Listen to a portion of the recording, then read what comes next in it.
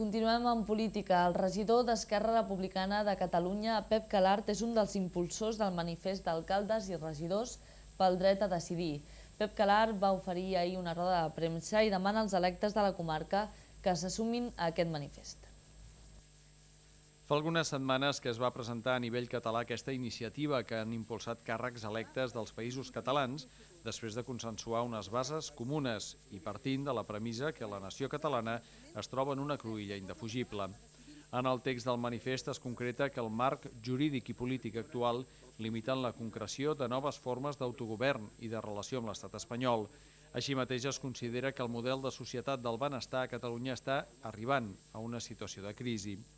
Per tots aquests motius, un grup de 66 càrrecs electes catalans, entre els quals hi havia en Josep Calart de Vilafranca, han promogut un manifest en què queden paleses les necessitats i reptes de futur de la societat catalana, així com remarcar que el dret a decidir és un exercici eminentment cívic i democràtic que ha de ser reclamat i defensat per totes les institucions.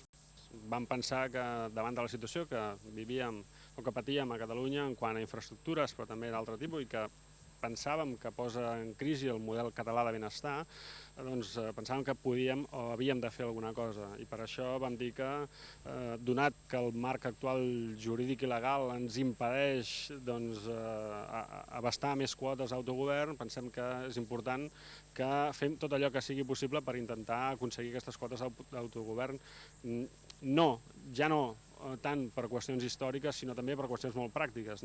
I hem vist com des d'amplis sectors de la societat, amb sensibilitats i ideologies completament diferents, sí que hi ha una unió en aquesta situació d'anàlisi de la situació actual i la necessitat d'adquirir més quotes d'autogovern. Calart apuntava que es tracta ara de demanar el màxim d'adhesions dels càrrecs electes de la nostra comarca. Les adhesions són a nivell personal i sense tenir en compte l'afiliació política dels signants. Tan sols han de consultar una pàgina web, que és decidim.cat, i allà poden veure el manifest i poden directament adherir-se.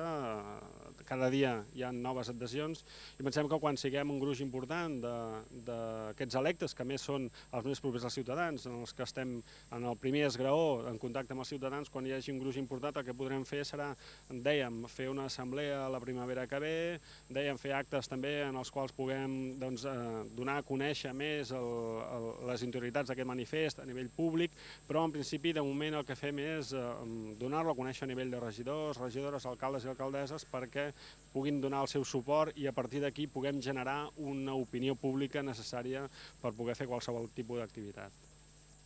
Calart remarcava que no es tracta d'un moviment institucional ni polític i que, com a mostra, s'hi havien sumat alcaldes i regidors de totes les formacions polítiques. Hi ha alcaldes, per exemple, del PSC, de l'Entesa pel Progrés Municipal, d'Esquerra Republicana, de Convergència i Unió i d'Iniciativa. A nivell de comarca, també, per exemple, s'hi han adherit diferents regidors i regidores i també l'alcalde de Sant Sadurní, Joan Amat. Per adherir-s'hi només cal adreçar-se a la pàgina decidim.cat.